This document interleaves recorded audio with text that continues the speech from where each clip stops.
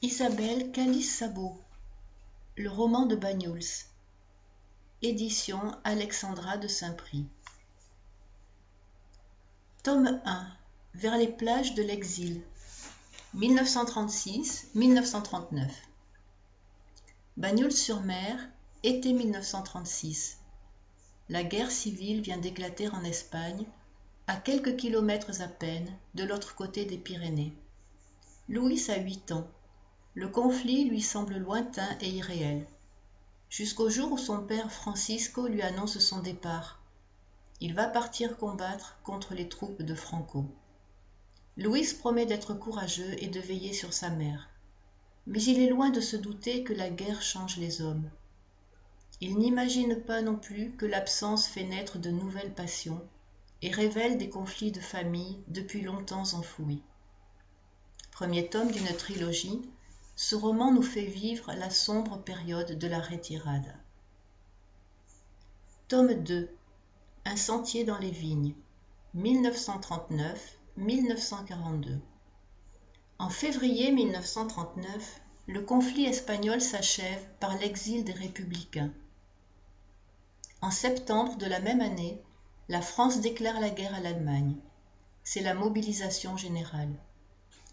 Les hommes sont rappelés sous les drapeaux. L'avenir devient sombre et incertain. Angèle reste seule, avec, en guise de consolation, des rêves et des souvenirs. Une fois de plus, elle devra faire face aux cruautés du sort. Car la guerre va changer le cours de sa vie, en engendrant de nouveaux drames et en déliant les promesses d'amour. L'auteur réussit à faire vivre le destin malmené de ses héros par son écriture sensible, juste sublimée par la description des paysages du Roussillon.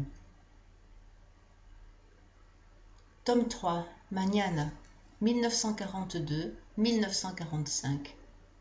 En novembre 1942, les troupes allemandes envahissent la zone sud. Du jour au lendemain, le destin bascule. L'oppression, les privations, la peur, la collaboration, la résistance font désormais partie du quotidien. Pendant cette période d'occupation, des héros vont surgir de l'ombre. Des drames vont éclater, des rêves vont se briser. Pris dans la tourmente de la guerre, Joseph devra choisir entre son amour pour sa famille et son devoir envers la patrie. Le combat pour la liberté l'entraînera dans une longue descente aux enfers. Mañana en espagnol signifie demain. Ce mot est devenu le symbole des évadés de France. Ce roman poignant boucle la trilogie Le roman de Banyuls, débutant par la guerre d'Espagne et s'achevant à la Libération. Ce livre rend hommage aux évadés de France et aux républicains espagnols. Comme dans les autres tomes, l'imaginaire se mêle à la réalité. Des personnages fictifs côtoient des hommes et des femmes célèbres, comme Aristide Maillol et Dina Vierny.